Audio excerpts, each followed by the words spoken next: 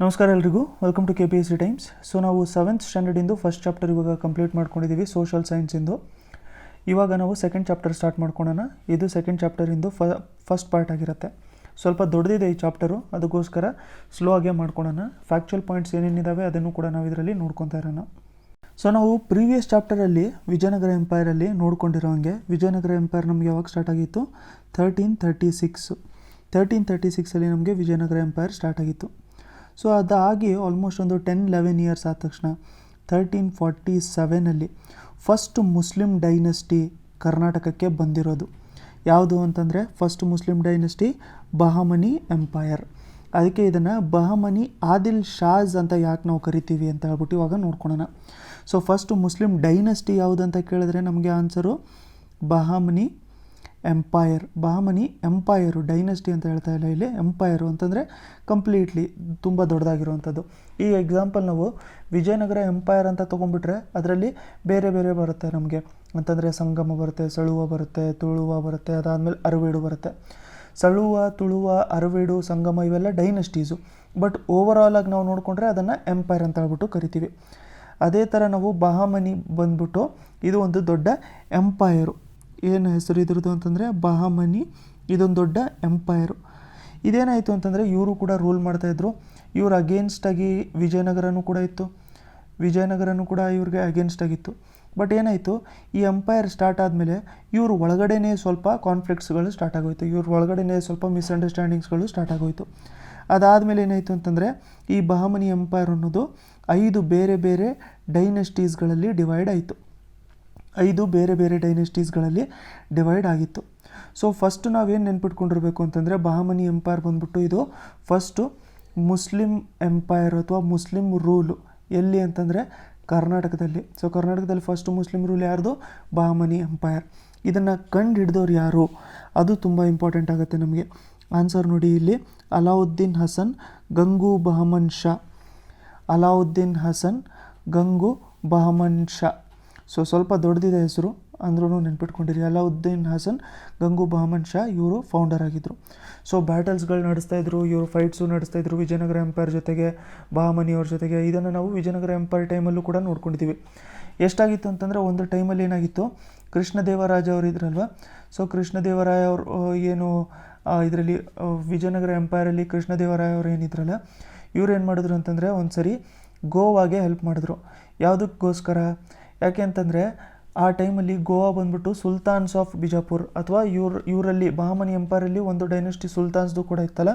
So ಸುಲ್ತಾನ್ಸ್ of Bijapur ಹತ್ರ ಗೋವಾ ಇರೋದ್ರಿಂದ ಕೃಷ್ಣದೇವರಾಯ ಅವರು ಏನು ಮಾಡಿದ್ರು, ಗೋವಾ ಇದು ಪಾರ್ಚುಗೀಸ್ ಅವ್ರಿಗೆ ಹೆಲ್ಪ್ ಮಾಡಿದ್ರು. ಪಾರ್ಚುಗೀಸ್ ಅವ್ರಿಗೆ ಯಾವುದಕ್ಕೆ ಹೆಲ್ಪ್ ಮಾಡಿದ್ರು ಅಂತಂದರೆ ಗೋವಾನ ಅಕ್ವೈರ್ ಮಾಡ್ಕೊಳ್ಳೋದಕ್ಕೋಸ್ಕರ. ಯಾರಿಂದ? ಸುಲ್ತಾನ್ಸಿಂದ.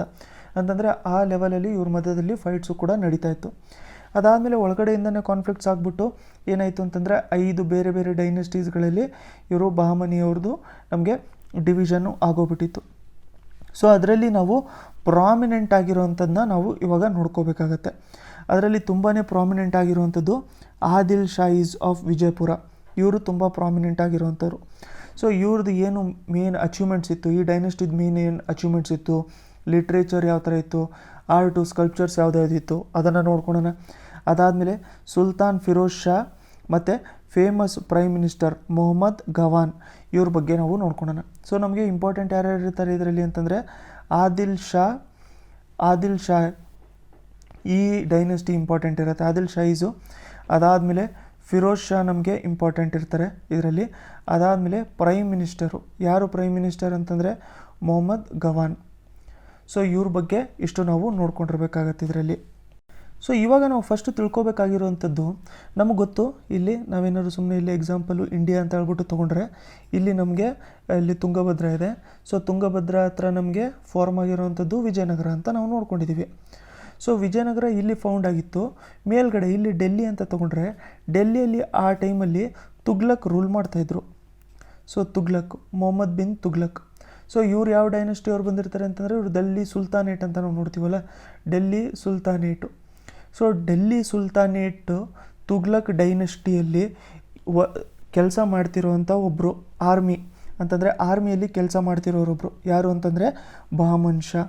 ಬಹಮನ್ ಶಾ ಏನು ಮಾಡಿದ್ರು ಅಂತಂದರೆ ಅವರು ಈ ಕಡೆ ಇಲ್ಲಿ ಕೆಳಗಡೆ ಬಂದ್ಬಿಟ್ಟು ಅವ್ರೇನು ಮಾಡಿದ್ರು ಇಲ್ಲಿ ಡೈನೆಸ್ಟಿನ ಸ್ಟಾರ್ಟ್ ಮಾಡಿಕೊಂಡ್ರು. ಯಾವ ಡೈನೆಸ್ಟಿ ಅಂತಂದರೆ ಇದು ಬಹಮನಿ ಎಂಪೈರ್ ಅಥವಾ ಬಹಮನಿ ಡೈನೆಸ್ಟಿನ ಇವರು ಇಲ್ಲಿ ಸ್ಟಾರ್ಟ್ ಮಾಡ್ಕೊಂಡಿದ್ರು. ಯಾವಾಗ 1347. ಈಸಿ ಇರುತ್ತೆ ನೆನ್ಪಿಟ್ಕೊಳ್ಳೋಕ್ಕೆ, ಯಾಕಂತಂದರೆ 1947ಗೆ ನಮಗೆ ಇಂಡಿಪೆಂಡೆನ್ಸ್ ಸಿಕ್ಕಿತ್ತು.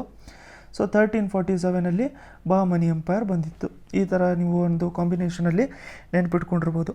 ಸೊ ಇಲ್ಲಿ ವಿಜಯನಗರದಿಂದ ಇಲ್ಲಿ ನಾರ್ತ್ ಸೈಡಲ್ಲಿ ನಾವು ನೋಡಿಕೊಂಡ್ರೆ ಅಲ್ಲಿ ಎಸ್ಟಾಬ್ಲಿಷ್ ಆಗಿರುವಂಥದ್ದು ಎಂಪೈರ್ ನಮಗೆ ಬಹಮನಿ ಎಂಪೈರ್. ಯಾರಿದ್ರು ಫೌಂಡರು ಅಂತಂದರೆ ಅಲಾವುದ್ದೀನ್ ಹಸನ್ ಗಂಗು ಬಹಮನ್ ಶಾ. ಯಾರು ಅಲಾವುದ್ದೀನ್ ಹಸನ್ ಗಂಗು ಬಹಮನ್ ಶಾ ಅಂತಂದರೆ ಇವರು ಡೆಲ್ಲಿ ಸುಲ್ತಾನು ಮೊಹಮ್ಮದ್ ಬಿನ್ ತುಗ್ಲಕ್ ಅವರಲ್ಲಿ ಕೆಲಸ ಮಾಡ್ತಾ ಇರೋರು, ಅವರ ಆರ್ಮಿಯಲ್ಲಿ ಒಬ್ಬರು ಕೆಲಸ ಮಾಡ್ತಾ ಇರೋರು. ನಾವು ವಿಜಯನಗರ ಎಂಪೈರಲ್ಲೂ ಕೂಡ ಏನು ನೋಡ್ಕೊಂಡಿದ್ದೀವಿ ಅಂತಂದರೆ ಸ್ಟಾರ್ಟ್ ಆಗಿರುವಂಥದ್ದು ಎಲ್ಲಿ ತುಂಗಭದ್ರಾ ಹತ್ರ.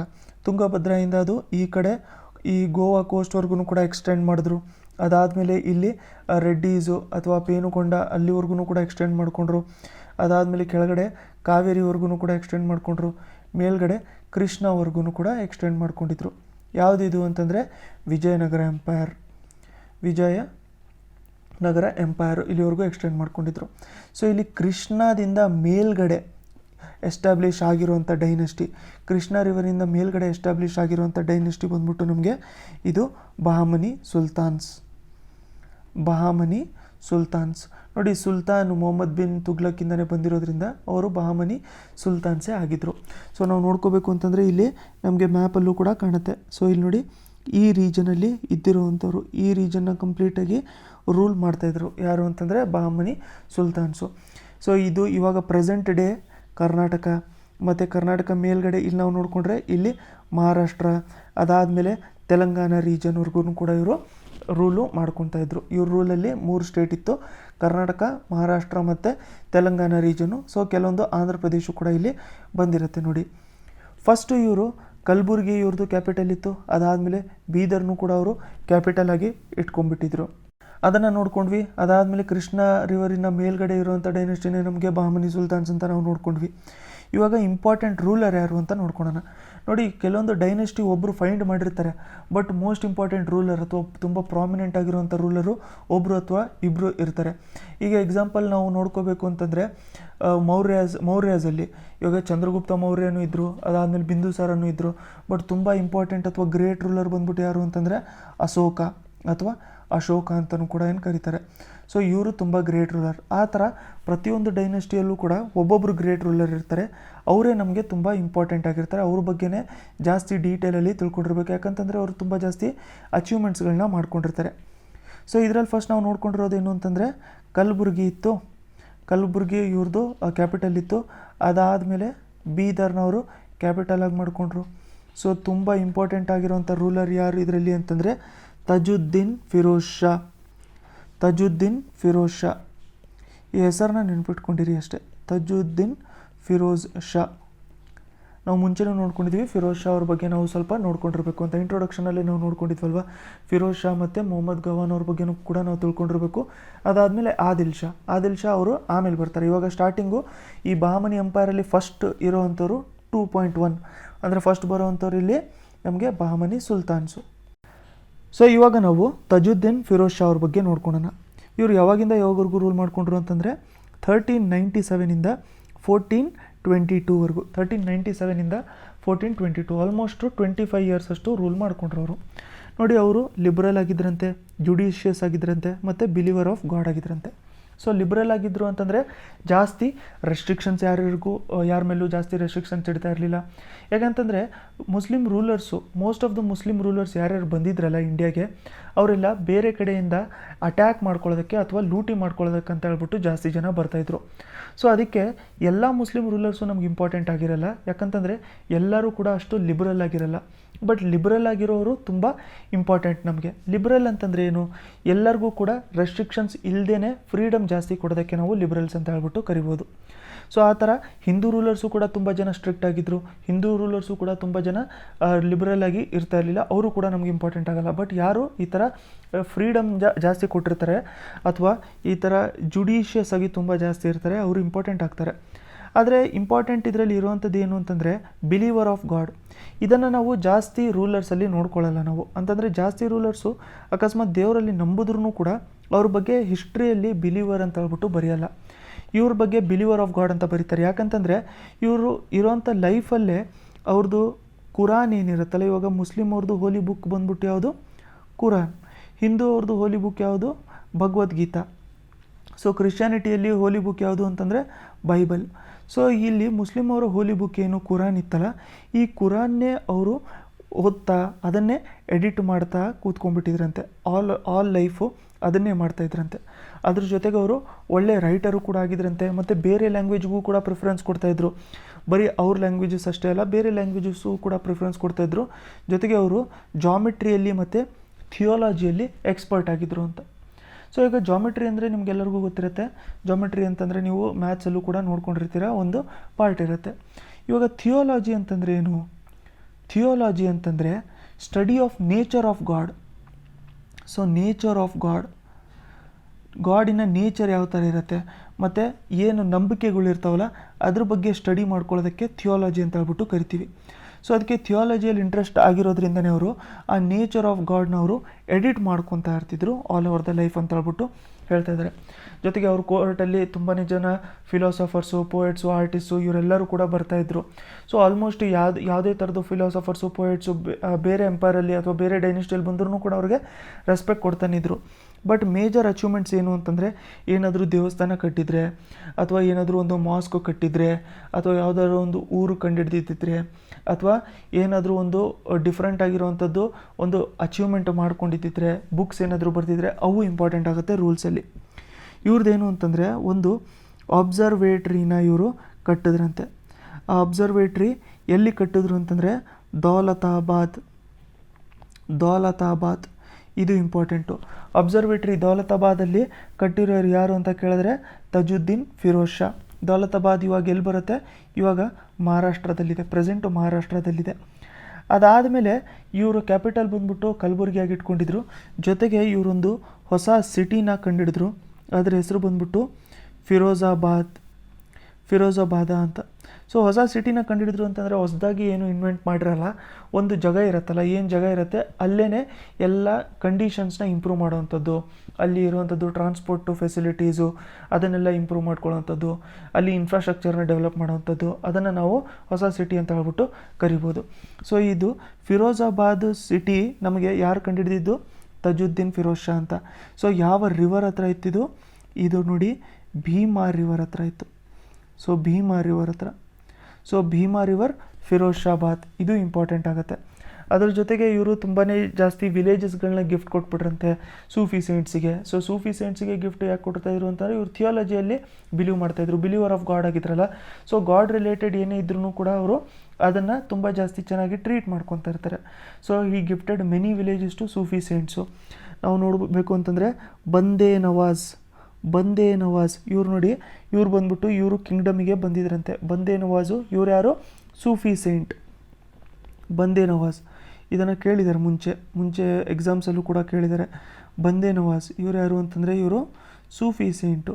ಸೊ ಬಂದೇ ನವಾಜು ಯಾರ ಕೋರ್ಟಿಗೆ ಬಂದಿದ್ರು ಅಂತ ಏನಾದರೂ ಕೇಳಿದ್ರೆ ಆನ್ಸರು ತಜುದ್ದೀನ್ ಫಿರೋಜ್ ಶಾ ಅಥವಾ ಫಿರೋಜ್ ಶಾ ಅಂತ ಕೇಳಿದ್ರೆ ಅವರ ಕೋರ್ಟಿಗೆ ಇವರು ಬಂದಿದ್ದರು.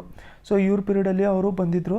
ಇವ್ರು ಏನು ಮಾಡಿದ್ರು ಅಂತಂದರೆ ಪೋರ್ಟ್ಸ್ಗಳ ಮೇಲೆ, ಫಾರಿನ್ ಟೂರಿಸಮ್ ಮೇಲೆ, ಇದ್ರ ಮೇಲೆಲ್ಲ ಕಾನ್ಸಂಟ್ರೇಟ್ ಮಾಡ್ಕೊತಾಯಿದ್ರು. ಸೊ ಮೋಸ್ಟ್ ಇಂಪಾರ್ಟೆಂಟ್ ಅಂತ ಹೇಳ್ಬಿಟ್ಟು ನಾವು ನೋಡ್ಕೋಬೇಕಾಗಿರೋಂಥದ್ದು ಇಲ್ಲಿ 3 ಪಾಯಿಂಟ್ಸು. ಒಂದು ಯಾವುದು ಅಂತಂದರೆ ಅಬ್ಸರ್ವೇಟ್ರಿನ ದೌಲತಾಬಾದಲ್ಲಿ ಎಸ್ಟಾಬ್ಲಿಷ್ ಮಾಡಿಕೊಂಡ್ರು, ಫಿರೋಜಾಬಾದ್ನವರು ಭೀಮಾ ರಿವರ್ ಹತ್ರ ಕಂಡುಹಿಡಿದ್ರು, ಬಂದೇ ನವಾಜ್ ಒಬ್ಬರು ಸೂಫಿ ಸೆಂಟು ಇವರ ಟೆರಿಟರಿಗೆ ಅಥವಾ ಇವರ ಪೀರಿಯಡಲ್ಲಿ ಬಂದಿದ್ದರು. ಸೊ ಇಷ್ಟು ನಾವು ಫಿರೋಜ್ ಶಾ ಅವ್ರ ಬಗ್ಗೆ ಗೊತ್ತಿರಬೇಕಾಗಿರುವಂಥದ್ದು ನಮಗೆ. ನೆಕ್ಸ್ಟು ನಾವು ನೋಡ್ಕೊಳ್ಳೋಣ ಮೊಹಮ್ಮದ್ ಗವಾನ್. ಸೊ ಇದನ್ನು ಸ್ಟಾರ್ಟಿಂಗೇ ನೋಡ್ಕೊಂಡಿದ್ವಲ್ಲ ನಾವು, ಫಸ್ಟ್ ಪೇಜಲ್ಲೇ ಇವ್ರ ಬಗ್ಗೆ ಓದಬೇಕು ಅಂತ ಹೇಳ್ಬಿಟ್ಟು ನೋಡ್ಕೊಂಡಿದ್ವಿ. ಮೊಹಮ್ಮದ್ ಗವಾನ್ ನೋಡಿ, ಇವರು ಪ್ರೈಮ್ ಮಿನಿಸ್ಟರ್ ಆಗಿದ್ದರು 1463 1481 ಅಲ್ಲಿವರೆಗೂ ಇದ್ದರು. ಇಲ್ಲಿಂದ ನೋಡಿ ಆಲ್ಮೋಸ್ಟು 1498 ಏನಾದರೂ ಬಂದುಬಿಟ್ರೆ ಇನ್ನೊಂದು 10-15 ವರ್ಷ ಆದ ತಕ್ಷಣ 1498 ನಮಗೆ ಯುರೋಪಿಯನ್ಸು ಇಂಡಿಯಾಗೆ ಬರೋಕ್ಕೆ ಸ್ಟಾರ್ಟ್ ಮಾಡ್ಕೊಂಡಿದ್ರು. ಸ್ಟಾರ್ಟಿಂಗಲ್ಲಿ ಪೋರ್ಚುಗೀಸ್ ಬಂದರು, ಅದಾದಮೇಲೆ ಡಚ್ ಬಂದರು, ನಮಗೆ ಡಚ್ ಆದಮೇಲೆ ನಮಗೆ ಇಂಗ್ಲೀಷ್ ಬಂದರು, ಇಂಗ್ಲೀಷ್ ಆದಮೇಲೆ ನಮಗೆ ಫ್ರೆಂಚ್ ಬಂದರು, ಸೊ ಇವರೆಲ್ಲರೂ ಕೂಡ ಫ್ರೆಂಚ್ ವಾರ್ಸು, ಇಂಗ್ಲೀಷ್ ವಾರ್ಸು, ಪೋರ್ಚುಗೀಸ್ ಈ ಥರ ಎಲ್ಲ ಮಾಡ್ಕೊಂಡು ಅದಾದಮೇಲೆ ಇಂಗ್ಲೀಷ್ ಅವರು ಇಲ್ಲಿ ಜಾಸ್ತಿ ಉಳ್ಕೊಂಡು ಕಾಲೋನಿಗಳನ್ನೆಲ್ಲ ಮಾಡಿಕೊಂಡು ಫ್ರೀಡಮ್ ಸ್ಟ್ರಗಲ್ ಎಲ್ಲ ನಾವು ನೋಡ್ಕೊಂಡಿದ್ದೀವಿ. ಸೊ ಇದನ್ನು ಯಾಕೆ ಹೇಳಿದೆ ಇಲ್ಲಿ ಈ ಪಾಯಿಂಟು ಅಂತಂದರೆ, ಇದು ಏನದು ಮಾಡರ್ನ್ ಇಂಡಿಯಾ ನಡೆಯೋದಕ್ಕಿಂತ ಸ್ವಲ್ಪ ಮುಂಚೆನೇ ಇವೆಲ್ಲ ಕಿಂಗ್ಡಮ್ಸು ಕೂಡ ಇತ್ತು ಅಂತ. ಸೊ ಮೊಹಮ್ಮದ್ ಗವಾನು ಇವರು ತುಂಬಾ ಇಂಪಾರ್ಟೆಂಟು. ಯಾಕಂತಂದರೆ ನಾವು ಸ್ಟಾರ್ಟಿಂಗೇ ನೋಡ್ಕೊಂಡಿರೋಂಗೆ ಇವರು ಪ್ರೈಮ್ ಮಿನಿಸ್ಟರ್ ಆಗಿದ್ದರು. ಪ್ರೈಮ್ ಮಿನಿಸ್ಟರ್ ಅಂತಂದರೆ ಏನು, ಇವರೇ ಎಲ್ಲ ರಿಲೇಷನ್ಸ್ನ ಮೇಂಟೈನ್ ಮಾಡ್ಕೊತಾ ಇರ್ತಾರೆ. ಇವರೇ ಡೈನೆಸ್ಟಿನ ಉಳಿಸೋದಾಗಿರಲಿ ಅಥವಾ ಡೈನೆಸ್ಟಿನ ಹಾಳು ಮಾಡೋದಾಗಿರಲಿ, ಅದು ಅವರ ಅಡ್ವೈಸ್ ಮೇಲೇ ನಿಂತ್ಕೊಂಡಿರುತ್ತೆ. ಸೊ ಇವರು ಯಾರ ಟೈಮಲ್ಲಿ ಪ್ರೈಮ್ ಮಿನಿಸ್ಟರ್ ಆಗಿದ್ದರು, ಇವರು ಮೊಹಮ್ಮದ್ ಶಾ ತ್ರೀ ಟೈಮಲ್ಲಿ ಇವರು ಪ್ರೈಮ್ ಮಿನಿಸ್ಟರ್ ಆಗಿದ್ದರು. ಸೊ ಬಹಮನಿ ಈ ಡೈನೆಸ್ಟಿ ಏನಿದೆಯಲ್ಲ ಇದು ಉಳ್ಕೊಂಡು ಅಥವಾ ಇದರ ಅಚೀವ್ಮೆಂಟ್ಸ್ನ ನಾವು ಇವಾಗ ಅಪ್ರಿಷಿಯೇಟ್ ಮಾಡಬೇಕು ಅಂತಂದರೆ ಅದಕ್ಕೆ ಒನ್ ಆಫ್ ದ ರೀಸನ್ ಬಂದ್ಬಿಟ್ಟು ಮೊಹಮ್ಮದ್ ಗವಾನ್. ಯಾಕಂತಂದರೆ ಅವರು ಪ್ರೈಮ್ ಮಿನಿಸ್ಟರ್ ಆಗಿದ್ದರು ಅಂತ. ಸೊ ಪ್ರಾಮಿನೆಂಟ್ ಆಗಿರುವಂಥ ಬಹಮನಿ ಸುಲ್ತಾನ್ಸು ಯಾರ್ಯಾರು ಅಂತಂದರೆ ಅಲಾವುದ್ದೀನ್ ಹಸನ್ ಗಂಗು ಬಹಮನ್ ಶಾ. ಯಾಕೆ ಅಂತಂದರೆ ಇವರು ಫೌಂಡರು, ಇದು ಬಹಮನಿ ಎಂಪೈರಿನ ಫೌಂಡರು, ಜೊತೆಗೆ ಬಹಮನಿ ಸುಲ್ತಾನೇಟ್ಸ್ ಸ್ಟಾರ್ಟ್ ಮಾಡಿರೋಂಥವ್ರು. ಅದಾದಮೇಲೆ ಫಿರೋಜ್ ಶಾ ಅಥವಾ ತಜುದ್ದೀನ್ ಫಿರೋಜ್ ಶಾ, ಯಾಕಂತಂದರೆ ಅವ್ರು ಅಬ್ಸರ್ವೇಟ್ರಿ ಮಾಡಿಕೊಂಡ್ರು, ಫಿರೋಜಾಬಾದ್ ಕಂಡುಹಿಡಿದ್ರು ಭೀಮಾ ರಿವರ್ ಹತ್ರ. ಅವರು ಕ್ಯಾಪಿಟಲ್ಲು ಕಲಬುರ್ಗಿ ಅಂತಲೇ ಇಟ್ಕೊಂಡಿದ್ರು. ಬಂದೇ ನವಾಜ್ ಸೂಫಿ ಸೆಂಟು ಕೂಡ ಇವರಲ್ಲಿ ಬಂದಿದ್ದರು. ಅದಾದಮೇಲೆ ನಾವು ನೋಡ್ಕೋಬೇಕು ಅಂತಂದರೆ ಅಹಮದ್ ಶಾ ಅಂತ ಹೇಳ್ಬಿಟ್ಟು ಇಲ್ಲಿ ಹೇಳ್ತಾ ಇದ್ದಾರೆ, ಬಟ್ ಅಹಮದ್ ಶಾ ಬಗ್ಗೆ ಇಲ್ಲೇನು ಮೆನ್ಷನ್ ಮಾಡ್ಕೊಂಡಿಲ್ಲ. ನೆಕ್ಸ್ಟು ಫ್ಯೂಚರಲ್ಲಿ ಏನಾದ್ರು ಮೆನ್ಷನ್ ಮಾಡ್ಕೊಂಡಿದ್ದಾರೆ ಅಂತ ಹೇಳ್ಬಿಟ್ಟು ನೋಡ್ಕೊಳ್ಳೋಣ. ನೆಕ್ಸ್ಟು ಮೊಹಮ್ಮದ್ ಶಾ ತ್ರೀ ಯಾಕೆ ಅಂತಂದರೆ ಅವರಲ್ಲಿ ಪ್ರೈಮ್ ಮಿನಿಸ್ಟರ್ ಆಗಿದ್ದವರು ನಮಗೆ ಮೊಹಮ್ಮದ್ ಗವಾನು. ಸೊ ಇವಾಗ ನಾವು ಮೊಹಮ್ಮದ್ ಗವಾನ್ ಯಾಕೆ ಇಂಪಾರ್ಟೆಂಟು ಅಂತ ಹೇಳ್ಬಿಟ್ಟು ಹೇಳ್ತೀವಿ ಅಂತಂದರೆ, ನೋಡಿ ಮೊಹಮ್ಮದ್ ಗವಾನು ಇವರು ಹುಬ್ಬಳ್ಳಿ, ಬೆಳಗಾವಿ ಮತ್ತು ಗೋವಾ ಇದನ್ನು ವಿಜಯನಗರದಿಂದ ಕ್ಯಾಪ್ಚರ್ ಮಾಡಿಕೊಂಡ್ರು. ಸೊ ನೋಡಿ ನಮಗೇನು ಗೊತ್ತಾಗುತ್ತೆ, ಗೋವಾ ವಿಜಯನಗರದಲ್ಲೇ ಇತ್ತು. ವಿಜಯನಗರ ಎಂಪೈರ್ಗೆ ಗೋವಾನು ಕೂಡ ಬರ್ತಾಯಿತ್ತು. ಬಟ್ ಅದನ್ನು ಇಲ್ಲಿ ಸುಲ್ತಾನ್ಸು ಕ್ಯಾಪ್ಚರ್ ಮಾಡಿಕೊಂಡ್ರು. ಸೊ ಯಾವುದ್ಯಾವುದು ಅಂತಂದರೆ ಹುಬ್ಬಳ್ಳಿ ಮತ್ತು ಬೆಳಗಾವಿ ಮತ್ತು ಗೋವಾ ಇವೆಲ್ಲದೂ ಕೂಡ ಸಿಮಿಲರ್ ಬೆಲ್ಟಲ್ಲೇ ಬರುತ್ತೆ. ನೋಡಿ ನಾವು ಈ ಥರ ಏನಾದ್ರು ತೊಗೊಂಡ್ರೆ ಇಲ್ಲಿ ಗೋವಾ ಇದೆ. ಸೊ ಗೋವಾಯಿಂದ ಇಲ್ಲಿ ಹತ್ತಿರನೇ ನಮಗೆ ಹುಬ್ಬಳ್ಳಿ, ಬೆಳಗಾಮು ಇಲ್ಲೇ ಬರುತ್ತೆ, ನಮಗೆ ಇದೇ ರೀಜನಲ್ಲಿ ಬರುತ್ತೆ. ಸೊ ಈ ರೀಜನ್ ಅವರು ಆಕ್ಯುಪೈ ಮಾಡಿಕೊಂಡ್ರು. ಯಾಕಂತಂದರೆ ಅದಕ್ಕಿಂತ ಈ ಕೃಷ್ಣ ರಿವರ್ಕಿಂತ ಕೆಳಗಡೆ ಬರುವಂಥದ್ದು ಎಲ್ಲದೂ ಕೂಡ ನಮಗೆ ವಿಜಯನಗರ ಎಂಪೈರಿಗಿತ್ತು. ಸೊ ಅದನ್ನು ಇವರು ಕ್ಯಾಪ್ಚರ್ ಮಾಡಿಕೊಂಡ್ರು. ಅದಾದಮೇಲೆ ಇವರು ಇಸ್ಲಾಮಿಕ್ ಲಾ ಬೇಸಿಸ್ ಮೇಲೇ ಅಡ್ಮಿನಿಸ್ಟ್ರೇಷನ್ನ ನಡೆಸ್ತಾಯಿದ್ರು. ಸೊ ಇಸ್ಲಾಮಿಕ್ ಲಾಸ್ ಏನೇನು ಹೇಳುತ್ತೆ ಅದರ ಬೇಸಿಸ್ ಮೇಲೇ ಅಡ್ಮಿನಿಸ್ಟ್ರೇಷನ್ನ ನಡೆಸ್ತಾಯಿದ್ರು. ಜೊತೆಗೆ ಪೋಸ್ಟಲ್ ಸರ್ವೀಸಸ್ನ ಎನ್ಕರೇಜ್ ಮಾಡಿದರು. ರೆವೆನ್ಯೂ ಸರ್ವೀಸಸ್ಸು ಕೂಡ ಇವರಲ್ಲಿ ಇತ್ತು.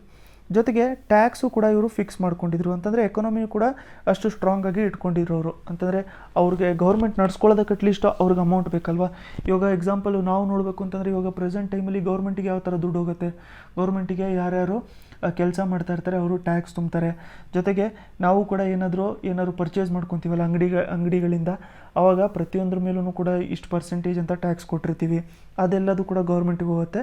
ಗೌರ್ಮೆಂಟ್ ಅದರಿಂದ ಏನು ಮಾಡುತ್ತೆ ಅಂತಂದರೆ ಗೌರ್ಮೆಂಟಿನ ನಾರ್ಮಲ್ ಏನಾದ್ರು ಸ್ಕೀಮ್ ಮಾಡೋದಾಗಿರಲಿ, ಪ್ರೋಗ್ರಾಮ್ಗಳು ಮಾಡೋದಾಗಿರಲಿ, ಬೇರೆ ಕ್ಯಾಪಿಟಲ್ ಇನ್ಫ್ರಾಸ್ಟ್ರಕ್ಚರು ಅಂತಂದರೆ ಸ್ಕೂಲ್ಗಳು ಕಟ್ಸೋದು, ಕಾಲೇಜ್ಗಳನ್ನ ಕಟ್ಸೋದು, ಹಾಸ್ಪಿಟಲ್ಸ್ ಕಟ್ಸೋದು, ರೋಡ್ಗಳನ್ನ ಮಾಡೋದು, ಅವನ್ನೆಲ್ಲನೂ ಕೂಡ ಸಿಟಿಸನ್ಸಿನ ಅಮೌಂಟಿಂದನೇ ಮಾಡ್ಕೊಂಡಿರ್ತಾರೆ. ಆ ಥರ ಇವರು 1400ಸಲ್ಲೇ ಇವರು ಟ್ಯಾಕ್ಸಸ್ನ ಫಿಕ್ಸ್ ಮಾಡ್ಕೊಂಡಿದ್ರು. ಅಂತಂದರೆ ಲ್ಯಾಂಡ್ ಫರ್ಟಿಲಿಟಿ ಮೇಲೆ ಮತ್ತು ಇರಿಗೇಷನ್ ಫೆಸಿಲಿಟಿ ಮೇಲೆ. ಇವೆರಡು ಪಾಯಿಂಟ್ನ ನಾವು ನೋಡ್ಕೊಳ್ಳೋಣ. ಏನು ಹೇಳ್ತಿದ್ದಾರೆ ಅಂತಂದರೆ ಟ್ಯಾಕ್ಸಸ್ನ ಕಲೆಕ್ಟ್ ಮಾಡ್ತಿದ್ರಂತೆ, ಅವರು ಅಮೌಂಟ್ನ ಕಲೆಕ್ಟ್ ಮಾಡ್ತಾಯಿದ್ರು. ಯಾವುದ್ರ ಬೇಸಿಸ್ ಮೇಲೆ? ಲ್ಯಾಂಡಿನ ಫರ್ಟಿಲಿಟಿ ಮೇಲೆ. ಲ್ಯಾಂಡಿನ ಫರ್ಟಿಲಿಟಿ ಅಂತಂದರೆ ಏನು? ಇವಾಗ ನೋಡಿ ಇಷ್ಟು ಲ್ಯಾಂಡ್ ಇದೆ ಅಂತ ಹೇಳ್ಬಿಟ್ಟು ಅಂದ್ಕೊಳ್ಳೋಣ. ಸೊ ಇದರಲ್ಲಿ ಇಷ್ಟು ಪಾರ್ಟ್ ಇದೆ. ಇಲ್ಲೇ ನೀರು ತುಂಬ ಚೆನ್ನಾಗಿ ಅವೈಲೇಬಲ್ ಇದೆ, ಬಟ್ ಇಲ್ಲಿ ನೀರು ಅಷ್ಟೊಂದು ಬರೋದೇ ಇಲ್ಲ. ಅದಕ್ಕೋಸ್ಕರ ಏನಾಗುತ್ತೆ ಅಂತಂದರೆ ಈ ಲ್ಯಾಂಡಲ್ಲಿ ಯಾರ್ಯಾರು ಫಾರ್ಮರ್ಸ್, ನಮ್ಮ ರೈತರು ಏನು ದುಡಿತಾರಲ್ಲ ಅವ್ರಿಗೆ ಅಮೌಂಟು ಕಮ್ಮಿ ಬರ್ತಾ ಇರುತ್ತೆ. ಯಾಕಂತಂದರೆ ನೀರು ಜಾಸ್ತಿ ಅವರೇ ಯೂಸ್ ಮಾಡ್ಕೋಬೇಕಾಗತ್ತೆ, ಹೊರಗಡೆಯಿಂದ ತೊಗೊಂಬಂದು ನೀರು ಹಾಕಬೇಕು, ಆ ಥರ ಎಲ್ಲ ಆಗ್ತಿರತ್ತೆ. ಬಟ್ ಇಲ್ಲಿ ಫಾರ್ಮರ್ಸು ಸ್ವಲ್ಪ ಜಾಸ್ತಿ ದುಡಿತಾ ಇರ್ತಾರೆ. ಯಾಕಂತಂದರೆ ಅವರು ರಿವರ್ ಹತ್ರ ಇರ್ತಾರೆ, ಅದಕ್ಕೆ ಅವರಿಗೆ ನೀರಿಂದು ಅವೈಲೇಬಿಲಿಟಿ ತುಂಬ ಚೆನ್ನಾಗಿರುತ್ತೆ. ಜೊತೆಗೆ ಲ್ಯಾಂಡು ಕೂಡ ತುಂಬ ಚೆನ್ನಾಗಿ ಅವ್ರಿಗೆ ಪ್ರಾಡಕ್ಟ್ ಕೊಡ್ತಾ ಇರುತ್ತೆ. ಇಲ್ಲಿ ರೈಟ್ ಸೈಡಲ್ಲಿ ನಾವು ನೋಡ್ಕೋಬೇಕು ಅಂತಂದರೆ ಅವ್ರಿಗೆ ಅಮೌಂಟ್ ಬಂದರೆ ಬಂತು, ಇಲ್ಲ ಅಂತಂದರೆ ಇಲ್ಲ, ಆ ಥರ ಪ್ರಾಬ್ಲಮ್ಸ್ ಆಗ್ತಾ ಇರುತ್ತೆ. ಅದಕ್ಕೆ ಇವ್ರೇನು ಮಾಡಿದರು ಅಂತಂದರೆ ಎಲ್ಲಿ ಫರ್ಟಿಲಿಟಿ ಜಾಸ್ತಿ ಇದೆ, ಎಲ್ಲಿ ಔಟ್ಪುಟ್ ಜಾಸ್ತಿ ಬರ್ತಾ ಇರುತ್ತೆ ಅವ್ರ ಹತ್ರ ಜಾಸ್ತಿ ಟ್ಯಾಕ್ಸ್ ಇಸ್ಕೊಳ್ಳೋದು, ಎಲ್ಲಿ ಫರ್ಟಿಲಿಟಿ ಕಮ್ಮಿ ಇದೆ ಅಲ್ಲಿ ಕಮ್ಮಿ ಟ್ಯಾಕ್ಸ್ ಇಸ್ಕೊಳ್ಳೋದು, ಆ ಥರ ಮಾಡ್ತಾಯಿದ್ರು. ಸೊ ಈಕ್ವಾಲಿಟಿನ ಮೇಂಟೈನ್ ಮಾಡ್ಕೊತಾಯಿದ್ರು ಅಂತ ಹೇಳ್ಬಿಟ್ಟು ಹೇಳ್ಬೋದು. Next irrigation facility. ಇರಿಗೇಷನ್ ಅಂತಂದರೆ ನೀರಿನ ಫೆಸಿಲಿಟಿ. ನೀರಿನ ಫೆಸಿಲಿಟಿ ಯಾವ ಥರ ಇರ್ತಾಯಿತ್ತು ಅದ್ರ ಬೇಸಿಸ್ ಮೇಲೂ ಕೂಡ ಇವರು ಕಮ್ಮಿ ಜಾಸ್ತಿ ಅಂತ ಹೇಳ್ಬಿಟ್ಟು ಇವರು ಇಸ್ಕೊತಾಯಿದ್ರು. ಮತ್ತು ಟ್ಯಾಕ್ಸಸ್ಸು ಇವೆಲ್ಲದೂ ಕೂಡ ಕ್ಯಾಶ್ ಫಾರ್ಮಲ್ಲೇ ಇವರು ಕಲೆಕ್ಟ್ ಮಾಡ್ಕೊತಾಯಿದ್ರು. ಏನೇನು ಅಚೀವ್ಮೆಂಟ್ಸ್ ಅಂತಂದರೆ ಹುಬ್ಳಿ ಬೆಳಗಾಂ ಗೋವಾನ ಇವರು ಕ್ಯಾಪ್ಚರ್ ಮಾಡಿಕೊಂಡ್ರು. ಯಾರಿಂದ? ವಿಜಯನಗರದಿಂದ. ಇಸ್ಲಾಮಿಕ್ ಲಾಸ್ ಬೇಸಿಸ್ ಮೇಲೆ ರೂಲ್ ಮಾಡ್ತಾಯಿದ್ರು. Revenue system, revenue services, postal services ಆ ಟೈಮಲ್ಲಿ ಇತ್ತು. ಅದಾದಮೇಲೆ ಲ್ಯಾಂಡ್ ಫರ್ಟಿಲಿಟಿ ಮೇಲೆ, ಅದಾದಮೇಲೆ ಇರಿಗೇಷನ್ ಫೆಸಿಲಿಟೀಸ್ ಮೇಲೇ ಇವರು ಅಮೌಂಟನ್ನು ಇಸ್ಕೊತಾಯಿದ್ರು, ಟ್ಯಾಕ್ಸಸ್ನ ಕಲೆಕ್ಟ್ ಮಾಡ್ಕೊತಾಯಿದ್ರು. ನೆಕ್ಸ್ಟ್ ಇಂಪಾರ್ಟೆಂಟ್ ಅಚೀವ್ಮೆಂಟನ್ನು ನಾವು ನೋಡ್ಕೋಬೇಕು ಅಂತಂದರೆ, ಇವಾಗ ಕೆಲವೊಂದು ಟ್ಯಾಕ್ಸು ಅಕಸ್ಮಾತ್ ಏನಾದರೂ ಪ್ರಾಬ್ಲಮ್ ಮಾಡ್ತಾಯಿದ್ರೆ, ಪ್ರಾಬ್ಲಮ್ ಮಾಡ್ತಾಯಿದ್ದೆ ಜನರ ಮೇಲೆ, ಆ ಟೈಮಲ್ಲಿ ಏನು ಮಾಡ್ತಾರೆ ಅಂತಂದರೆ ಆ ಟ್ಯಾಕ್ಸ್ನ ಇವರು ತೆಗೆದುಬಿಡ್ತಾಯಿದ್ರು. ಇವಾಗಲೂ ಕೂಡ ಗೌರ್ಮೆಂಟ್ ಅದೇ ಥರ ಕೆಲಸ ಮಾಡುತ್ತೆ. ಯಾವುದಾದ್ರು ಟ್ಯಾಕ್ಸು ತುಂಬಾ ಜಾಸ್ತಿ ಪ್ರಾಬ್ಲಮ್ ಮಾಡ್ತಾಯಿದೆ ಜನರಿಗೆ ಅಂತಂದರೆ, ಯಾವುದಾದ್ರೂ ಮೇಲೆ ಯಾವುದೋ ಒಂದು ಪ್ರಾಡಕ್ಟ್ ಇದೆ ಅಂತ ಹೇಳ್ಬಿಟ್ಟು ಅಂದ್ಕೊಳೋಣ, ಎಕ್ಸ್ ಅಂತ ಪ್ರಾಡಕ್ಟು, ಇದ್ರ ಮೇಲೆ ಇವಾಗ 10% ಟ್ಯಾಕ್ಸ್ ಹಾಕಿದೆ ಗೌರ್ಮೆಂಟು ಅಂತಂದರೆ ಯಾರ್ಯಾರು ಪರ್ಚೇಸ್ ಮಾಡ್ಕೊತಾರೆ ಅವರು 10% ಟ್ಯಾಕ್ಸ್ ಕೊಡಬೇಕು ಅಂತ. ಬಟ್ ಇದು ತುಂಬಾ ಜಾಸ್ತಿ ಪ್ರಾಬ್ಲಮ್ ಮಾಡ್ತಾಯಿದೆ. ಆ ಟೈಮಲ್ಲಿ ಗೌರ್ಮೆಂಟು ಆ ಟ್ಯಾಕ್ಸ್ನ ತೆಗೆದುಬಿಡ್ಬೋದು. ಆ ಥರ ಫಿಲಾಸಫಿ ಅವರು ಕೂಡ ಫಾಲೋ ಮಾಡ್ಕೊತಾಯಿದ್ರು. ಇವಾಗ ಇವ್ರದ್ದು ಮೋಸ್ಟ್ ಇಂಪಾರ್ಟೆಂಟ್ ಅಚೀವ್ಮೆಂಟ್ನ ನಾವು ನೋಡ್ಕೊಳ್ಳೋಣ. ಇವರು ಮದ್ರಾಸಾನ ಎಸ್ಟಾಬ್ಲಿಷ್ ಮಾಡಿಕೊಂಡ್ರು. ಮದ್ರಾಸ ಯೂನಿವರ್ಸಿಟಿ ಅಂತಂದರೆ ಮುಸ್ಲಿಂ ರಿಲೇಟೆಡ್ ಎಜುಕೇಷನ್ನು. ಅಲ್ಲಿ ಕುರಾನ್ ರಿಲೇಟೆಡ್ಡು ಅವರು ತುಂಬ ಜಾಸ್ತಿ ಕುರಾನು, ಇಸ್ಲಾಮಿಕ್ ಲಾಸು ಅವನ್ನೆಲ್ಲ ಟೀಚಿಂಗ್ ಮಾಡ್ತಾ ಇರ್ತಾರೆ. ಸೊ ಆ ಥರದೊಂದು ಯೂನಿವರ್ಸಿಟಿನ ಎಲ್ಲಿ ಕಂಡುಹಿಡಿದ್ರು ಅವರು ಅಂತಂದರೆ ಬೀದರಲ್ಲಿ ಅವರು ಎಸ್ಟಾಬ್ಲಿಷ್ ಮಾಡಿದ್ರು. So Mohammed Gawan founded madrasa university in Bidar. ಈ ಮದ್ರಾಸ ಯೂನಿವರ್ಸಿಟಿಯಲ್ಲಿ ಇಸ್ಲಾಮಿಕ್ ರಿಲಿಜನ್ನು ಮತ್ತು ಲಾ ಹೇಳ್ತಾಯಿದ್ರು. ಅದ್ರ ಜೊತೆಗೆ ಆಸ್ಟ್ರಾನಮಿ, ಮ್ಯಾಥಮೆಟಿಕ್ಸು, ಹಿಸ್ಟ್ರಿ ಇವನ್ನು ಕೂಡ ಹೇಳ್ತಾಯಿದ್ರು. ಇದು ಯಾಕೆ ಇಂಪಾರ್ಟೆಂಟು ಅಂತಂದರೆ, ಇವಾಗಲೂ ಕೂಡ ತುಂಬಾ ಜಾಸ್ತಿ ಮದ್ರಾಸಾಸ್ ಇದ್ದಾವೆ. ಮದ್ರಾಸಾಸ್ ಅಂತಂದ್ರೇನು? ಮುಸ್ಲಿಂ ಯೂನಿವರ್ಸಿಟಿ ಅಥವಾ ಮುಸ್ಲಿಂ ಸ್ಕೂಲ್ಸ್ ಅಂತ ಹೇಳ್ಬಿಟ್ಟು ನಾವು ತಿಳ್ಕೊಬೋದು. ಇವಾಗ ಎಕ್ಸಾಂಪಲ್ ಹೆಂಗೆ ಕ್ರಿಶ್ಚಿಯನ್ಸ್ ಅವರು ಈ ಥರ ಸೇಂಟ್ ಪೋಲ್ಸು, ಸೇಂಟ್ ಮೇರೀಸು ಆ ಥರ ಎಸ್ಟಾಬ್ಲಿಷ್ ಮಾಡ್ಕೊಂಡಿರ್ತಾರಲ್ಲ, ಅದು ಅವರ ಸ್ಕೂಲ್ಸ್ ಆಗಿರುತ್ತೆ, ಅವರ ರಿಲೇಟೆಡ್ ಸ್ಕೂಲ್ಸ್ ಆಗಿರುತ್ತೆ. ಮದ್ರಾಸಾಸ್ ಅಂತಂದರೆ ಅದು ಮುಸ್ಲಿಮ್ಸ್ ರಿಲೇಟೆಡ್ ಸ್ಕೂಲ್ಸ್ ಆಗಿರುತ್ತೆ. ಇಸ್ಲಾಮಿಕ್ ಲಾಸ್ನ ಇದರಲ್ಲಿ ಹೇಳ್ಕೊಡ್ತಾ ಇರ್ತಾರೆ. ಇವಾಗಲೂ ಕೂಡ ಕೆಲವೊಂದು ಮದ್ರಾಸಾಸಲ್ಲಿ ಮ್ಯಾಥ್ಸು, ಸೈನ್ಸು ಇವನ್ನೆಲ್ಲ ಹೇಳ್ಕೊಡಲ್ಲ. ಬಟ್ ಇವರು ಆ ಟೈಮಲ್ಲಿ ಸ್ಟಾರ್ಟ್ ಮಾಡಿದಾಗಲೇ ಆಸ್ಟ್ರಾನಮಿ ಅಂತಂದರೆ ಸೈನ್ಸು, ಅದಾದಮೇಲೆ ಮ್ಯಾಥಮೆಟಿಕ್ಸು, ಹಿಸ್ಟ್ರಿ ಇವನ್ನೆಲ್ಲನೂ ಕೂಡ ಹೇಳ್ಕೊಡ್ತಾಯಿದ್ರಂತೆ. ಅದ್ರ ಜೊತೆಗೆ ಇದರಲ್ಲಿ ಫ್ರೀ ಎಜುಕೇಷನ್ನು ಪ್ರೊವೈಡ್ ಮಾಡ್ತಾಯಿದ್ರು. ಮತ್ತು ಹಾಸ್ಟೆಲ್ ಫೆಸಿಲಿಟೀಸು ಇತ್ತು. ಇವೆಲ್ಲದು ತುಂಬ ಇಂಪಾರ್ಟೆಂಟು. ಯಾಕೆ ಅಂತಂದರೆ ಇವಾಗಲೂ ಕೂಡ ತುಂಬಾ ಜಾಸ್ತಿ ಸ್ಕೂಲ್ಸ್ಗಳಲ್ಲಿ, ಕಾಲೇಜಸಲ್ಲಿ, ಯೂನಿವರ್ಸಿಟೀಸಲ್ಲಿ ಫ್ರೀ ಎಜುಕೇಷನ್ ಅಂತೂ ಪ್ರೊವೈಡ್ ಮಾಡೋವಂಥದ್ದು ತುಂಬಾ ಕಮ್ಮಿ. ಅದರ ಜೊತೆಗೆ ಹಾಸ್ಟೆಲ್ಸು ಕೂಡ ಎಲ್ಲ ಯೂನಿವರ್ಸಿಟೀಸ್ಗೂ ಕೂಡ ಅಥವಾ ಎಲ್ಲ ಕಾಲೇಜಸ್ಗೂ ಕೂಡ ಹಾಸ್ಟೆಲ್ಸು ಇರುತ್ತೆ ಅಂತ ಹೇಳ್ಬಿಟ್ಟು ಹೇಳೋಕ್ಕಾಗಲ್ಲ ನಮಗೆ. ಅದಾದಮೇಲೆ 3000 ಮ್ಯಾನ್ಯುಸ್ಕ್ರಿಪ್ಟ್ಸು ಅಂತಂದರೆ 3000 ಬುಕ್ಸ್ ಅಂತ ಹೇಳ್ಬಿಟ್ಟು ಅಂದ್ಕೊಂಡಿರಿ. ಆಲ್ಮೋಸ್ಟ್ 3000 ಬುಕ್ಸ್ ಅವೈಲೇಬಲ್ ಇತ್ತಂತೆ ಆ ಲೈಬ್ರರಿಯಲ್ಲಿ, ಆ ಮದ್ರಾಸಾದಲ್ಲಿ. ಅದಕ್ಕೆ ಇದು one of the important achievement Mohammed Gawan ಅವ್ರದ್ದು.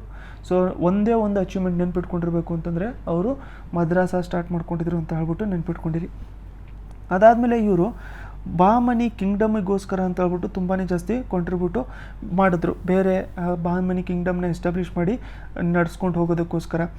ಅದಕ್ಕೋಸ್ಕರ ಏನಾಗ್ತಿತ್ತು ಅಂತಂದರೆ ಬೇರೆ ರಿಲಿಜಿಯಸ್ ಲೀಡರ್ಸ್ ಇರ್ತಿದ್ರಲ್ಲ, ಅವರೆಲ್ಲರೂ ಕೂಡ ತುಂಬಾ ಜಾಸ್ತಿ ಜೆಲಸ್ ಆಗಿದ್ದಿದ್ರು. ಯಾಕೆಂತಂದರೆ ಇಲ್ಲಿ ಪ್ರೈಮ್ ಮಿನಿಸ್ಟರ್ ತುಂಬ ಚೆನ್ನಾಗಿದ್ದಾರೆ, ಸೊ ಇವರು ಭಾಳ ಗ್ರೋತ್ ಮಾಡ್ತಾಯಿದ್ದಾರೆ ಅವ್ರ ಡೈನೆಸ್ಟಿದು ಅಂತ. ಸೊ ಅದಕ್ಕೆ ಅವರೇನಾದರೂ ಜೆಲಸ್ ಆಗಿಬಿಟ್ಟು ಇವ್ರನ್ನ ಮರ್ಡರ್ ಮಾಡಿಬಿಟ್ರು. ಸೊ ಅದನ್ನು ನೆನಪಿಸ್ಕೋಬೇಕು ಅಂತ ಹೇಳ್ಬಿಟ್ಟು ಏನು ಮಾಡಿದ್ರು ಅಂತಂದರೆ, ಗವಾನ್ ಟೂಂಬ್ ಇದೆಯಲ್ಲ, ಸೊ ಗವಾನ್ ಟೂಂಬ್ ಇದೆ. ಆ ಗವಾನ್ ಟೂಂಬ್ ಮೇಲೂ ಕೂಡ ಬರೆದಿದ್ದಾರೆ ಇನ್ನೋಸೆಂಟ್ ಗವಾನ್ ವಾಸ್ ಕಿಲ್ಡ್ ಅಂತ. ಯಾಕೆ ಅಂತಂದರೆ ಗ್ರೋತ್ ತುಂಬ ಚೆನ್ನಾಗಿ ಆಗ್ತಾಯಿತ್ತು, ಅದಕ್ಕೋಸ್ಕರ ಜೆಲಸಿಯಿಂದ ಬೇರೆಯವರು ಅವ್ರನ್ನ ಸಾಯಿಸಿದ್ರು ಅಂತ ಹೇಳ್ಬಿಟ್ಟು ಇದರಲ್ಲಿ ಮೆನ್ಷನ್ ಮಾಡ್ಕೊಂಡಿದ್ದಾರೆ. ಕಲ್ಚರಲ್ಲಿ ಯಾವ ಥರ ಕಾಂಟ್ರಿಬ್ಯೂಷನ್ಗಳಿತ್ತು ಈ ಸುಲ್ತಾನ್ಸ್ದು ಅಂತ ಹೇಳ್ಬಿಟ್ಟು ನಾವು ನೋಡ್ಕೋಬೇಕು ಅಂತಂದರೆ, ಫಸ್ಟು ಎಜುಕೇಷನ್ ನೋಡ್ಕೋಬೇಕು. ಎಜುಕೇಷನ್ನು ಮುಂಚೆಯಿಂದನೇ ನೋಡ್ಕೊಂಡಿರೋ ಹಂಗೆ ಇಸ್ಲಾಮಿಕ್ ಎಜುಕೇಷನ್ ಮೇಲೆ ತುಂಬ ಜಾಸ್ತಿ ಕಾನ್ಸಂಟ್ರೇಟ್ ಮಾಡ್ಕೊತಾ ಇದ್ರು. ಯಾಕಂತಂದರೆ ಫಿರೋಜ್ ಶಾ ಅವರು ಕೂಡ ಇಸ್ಲಾಮಿಕ್ ಎಜುಕೇಷನ್ ಅಥವಾ ಅವರು ಕುರಾನ್ನ ತುಂಬ ಜಾಸ್ತಿ ಕಾನ್ಸಂಟ್ರೇಟ್ ಮಾಡ್ಕೊತಾ ಇದ್ರು. ಅದಕ್ಕೆ ಇಸ್ಲಾಮಿಕ್ ಎಜುಕೇಷನ್ ಅವರು ತುಂಬ ಜಾಸ್ತಿ ಎನ್ಕರೇಜ್ ಮಾಡ್ಕೊತಾ ಇದ್ರು. ಜೊತೆಗೆ chanting Quran was part of education ಅಂತಂದರೆ ಇವಾಗ ಹೆಂಗೆ ಪ್ರೇಯರ್ಸ್ ನಾವು ಹೇಳ್ತೀವಲ್ಲ, ಆ ಥರ ಕುರಾನ್ನ ಚಾಂಟ್ ಮಾಡ್ತಾಯಿದ್ರು ಅವರು. ಆ ಎಜುಕೇಷನಲ್ಲಿ ಪಾರ್ಟ್ ಆಗಿತ್ತದು. ಸೊ ಕಲಬುರ್ಗಿ, ಬೀದರು, ಇಲಿಚಪುರ, ಅದಾದಮೇಲೆ ದೌಲತಾಬಾದು ಮತ್ತು ಇವೆಲ್ಲ ಬೇರೆ ಏನಿರುತ್ತಲ್ಲ, ಇಲ್ಲೆಲ್ಲದೂ ಕೂಡ ಇಸ್ಲಾಮಿಕ್ ಎಜುಕೇಷನ್ ಸೆಂಟರ್ನ ಇದರಲ್ಲಿ ಎಸ್ಟಾಬ್ಲಿಷ್ ಮಾಡ್ಕೊಂಡಿದ್ರು. ಅದರ ಜೊತೆಗೆ ಏನು ಬಡವರು ಇರ್ತಾಯಿದ್ರಲ್ಲ ಅವ್ರಿಗೂ ಕೂಡ ಬಡವರು ಅಥವಾ ಆರ್ಫನ್ಸ್ ಏನೇನು ಇರ್ತಾಯಿದ್ರು ಅವ್ರಿಗೆ ಫ್ರೀ ಫುಡ್ಡು, ಫ್ರೀ ಶೆಲ್ಟರು ಮತ್ತು ಓದೋದಕ್ಕೋಸ್ಕರ ಸ್ಕಾಲರ್ಶಿಪ್ಪು ಇವೆಲ್ಲದೂ ಕೂಡ ಪ್ರೊವೈಡ್ ಮಾಡ್ತಾಯಿದ್ರು. ಮದ್ರಾಸಸ್ಗೆ ಹೋಗೋಕ್ಕೆ ಸ್ಕಾಲರ್ಶಿಪ್ ಎಲ್ಲದೂ ಕೂಡ ಇವರು ಪ್ರೊವೈಡ್ ಮಾಡ್ತಾಯಿದ್ರು. ಕುರಾನು, ಫಿಲಾಸಫಿ ಮತ್ತು ಪ್ರಿನ್ಸಿಪಲ್ಸು, ಸೂಫಿಸಮಿನ ಪ್ರಿನ್ಸಿಪಲ್ಸು ಸ್ಕೂಲ್ಸಲ್ಲಿ ಹೇಳ್ಕೊಡ್ತಾಯಿದ್ರು. ಸೊ ಒಟ್ಟಿನಲ್ಲಿ ನಾವು ನೋಡ್ಕೋಬೇಕು ಅಂತಂದರೆ ಇಸ್ಲಾಮಿಕ್ ಎಜುಕೇಷನ್ನ ಇವರು ಜಾಸ್ತಿ ಪ್ರಾಮಿನೆನ್ಸು ಕೊಡ್ತಾಯಿದ್ರು. ಇವಾಗಲೂ ಕೂಡ ನೋಡ್ಕೊಂಡಿರಿ ನಮಗೆ. ಸೊ ಇದನ್ನು ಎಕ್ಸಾಂಪಲ್ ಕರ್ನಾಟಕ ಅಂತ ಹೇಳ್ಬಿಟ್ಟು ನಾವು ತೊಗೊಂಡ್ರೆ, ಸೊ ಇಲ್ಲಿ ನಾರ್ತು ಅಥವಾ ಆ್ಯಕ್ಚುಲಿ ಇದು ಹೈದರಾಬಾದ್ ಕರ್ನಾಟಕ ಬೆಲ್ಟ್ ಅಂತ ಹೇಳ್ಬಿಟ್ಟು ಇಲ್ಲಿ ಕರ್ನಾಟಕ ಗೌರ್ಮೆಂಟ್ ಇವಾಗ 371J ಆರ್ಟಿಕಲ್ ಅಂಡರಲ್ಲಿ ಸ್ಪೆಷಲ್ ರಿಸರ್ವೇಷನ್ನ ಕೊಟ್ಟಿದ್ದಾರೆ. ಯಾಕೆಂತಂದರೆ ಏನಾಯಿತು ಅಂತಂದರೆ ಇವಾಗ ಇರುವಂಥದ್ದು ಕರ್ನಾಟಕ ಈ ಥರ ಇದೆ.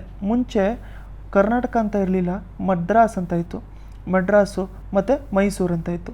ಸೊ ಮೈಸೂರು ಅಂತ ಇರಬೇಕಾದ್ರೆ ಆಲ್ಮೋಸ್ಟ್ ಇಷ್ಟು ಕಂಪ್ಲೀಟ್ ಆಗಿತ್ತು. ಅದಾದಮೇಲೆ ಮಡ್ರಾಸ್ ಅಂತ ಆಯಿತು. ಆ ಥರ ಎಲ್ಲ ಡಿವೈಡ್ ಎಲ್ಲ ಆಗ್ತಾ ಬರ್ತಾಯಿತ್ತು ನಮಗೆ. ಸೊ ಇವಾಗಿರುವಂಥದ್ದು ಪಾರ್ಟು ಇಷ್ಟಿದೆ. ಬಟ್ ಮುಂಚೆ ಏನಾಯಿತು ಅಂತಂದರೆ ಇಷ್ಟು ಪಾರ್ಟು ಇದು ನಿಜಾಮ್ ರೂಲಿಗೆ ಬಂದಿತ್ತು. ನಿಜಾಮ್ ಅಂತಂದರೆ ನಿಜಾಮ್ ಆಫ್ ಹೈದರಾಬಾದ್ ಅಂತ ನಾವೇನು ಕರಿತೀವಿ, ಹೈದರಾಬಾದ್ ಅವರು ರೂಲ್ ಇದನ್ನು ಮಾಡ್ಕೊತಾಯಿದ್ರು. ಸೊ ಕರ್ನಾಟಕ ಫಾರ್ಮ್ ಆದಾಗ ಈ ಪಾರ್ಟು ಕರ್ನಾಟಕಕ್ಕೆ ಬಂತಲ್ಲ, ಸೊ ಕನ್ನಡ ಮಾತಾಡ್ತಾಯಿದ್ರು, ಕರ್ನಾಟಕಕ್ಕೆ ಬಂತು. ಆ ಟೈಮಲ್ಲಿ ಇಲ್ಲಿ ಇರುವಂಥ ಜನರಿಗೆ ಅಷ್ಟೊಂದು ಈಕ್ವಾಲಿಟಿ ಪ್ರೊವೈಡ್ ಮಾಡ್ತಾ ಇರಲಿಲ್ಲ. ಯಾಕಂತಂದರೆ ಎಜುಕೇಷನಲ್ಲಿ ಡಿಪ್ರೈವ್ಡ್ ಆಗಿದ್ರು ಅವರು. ಅದಾದಮೇಲೆ ಜಾಸ್ತಿ ಅವ್ರಿಗೆ ಬೇರೆ ಗೌರ್ಮೆಂಟ್ ರಿಲೇಟೆಡ್ ಫೆಸಿಲಿಟೀಸು ಕೂಡ ಪ್ರೊವೈಡ್ ಮಾಡ್ತಾ ಇರಲಿಲ್ಲ. ಅದಕ್ಕಂತಲೇ ಇವಾಗ ರಿಸರ್ವೇಷನ್ನ ಪ್ರೊವೈಡ್ ಮಾಡ್ಕೊಂಡಿರುವಂಥದ್ದು. ಹೈದರಾಬಾದ್ ಕರ್ನಾಟಕ ರಿಸರ್ವೇಷನ್ ಅಂತ ನೀವು ಕೇಳಿರ್ತೀರಲ್ಲ 371J ಅಂಡರಲ್ಲಿ, ಅದಕ್ಕೋಸ್ಕರನೇ ಪ್ರೊವೈಡ್ ಮಾಡಿರುವಂಥದ್ದು. ಯಾಕಂತಂದರೆ ಬೈ ಡಿಫಾಲ್ಟು ಮುಂಚೆಯಿಂದನೂ ಕೂಡ ಅಲ್ಲಿ ಮುಸ್ಲಿಂ ರೂಲರ್ಸು ತುಂಬ ಜಾಸ್ತಿ ಇರ್ತಾಯಿದ್ರು. ಅದು ನಿಜಾಮ್ ಕಡೆ ಹೋಯಿತು. ನಿಜಾಮ್ ಕಡೆ ಹೋಗಿರೋದ್ರಿಂದ ಹೈದರಾಬಾದು ಅಥವಾ ಆಂಧ್ರ ಪ್ರದೇಶ್ ರೀಜನ್ ಆದಮೇಲೆ ಈ ಕಡೆ ಪ್ರಾಮಿನೆನ್ಸು ತುಂಬ ಕಮ್ಮಿ ಕೊಡ್ತಾಯಿದ್ರು. ನೆಕ್ಸ್ಟು ಲಿಟ್ರೇಚರಲ್ಲಿ ಏನೇನು ಮಾಡ್ಕೊಂಡಿದ್ದಾರೆ ಅಂತ ಹೇಳ್ಬಿಟ್ಟು ಅಚೀವ್ಮೆಂಟ್ಸ್ನ ನಾವು ನೋಡ್ಕೋಬೇಕು ಅಂತಂದರೆ ತುಂಬಾ ಜಾಸ್ತಿ ಫಿಲಾಸಫರ್ಸ್ನ, ರೈಟರ್ಸ್ನ ಇವರು ಎನ್ಕರೇಜ್ ಮಾಡ್ಕೊತಾಯಿದ್ರು. ನಾವು ನೋಡ್ಕೋಬೇಕು ಅಂತಂದರೆ ಫಿರೋಜ್ ಶಾ, ಮೊಹಮ್ಮದ್ ಶಾಟು, ಮೊಹಮ್ಮದ್ ಗವಾನ್ ಇವರೆಲ್ಲರೂ ಕೂಡ ರೈಟರ್ಸು ಕೂಡ ಆಗಿದ್ದರು. ಜೊತೆಗೆ ಮಿನಿಸ್ಟರ್ಸು ಇರೋವಂಥವ್ರು ಇಲ್ಲಿ ಪೋಯೆಟ್ಸು ಕೂಡ ಇದ್ದರು. So Persian, Arabic, Urdu literature ಎಲ್ಲದೂ ಕೂಡ ತುಂಬ ಜಾಸ್ತಿ ಡೆವಲಪ್ ಆಯಿತು.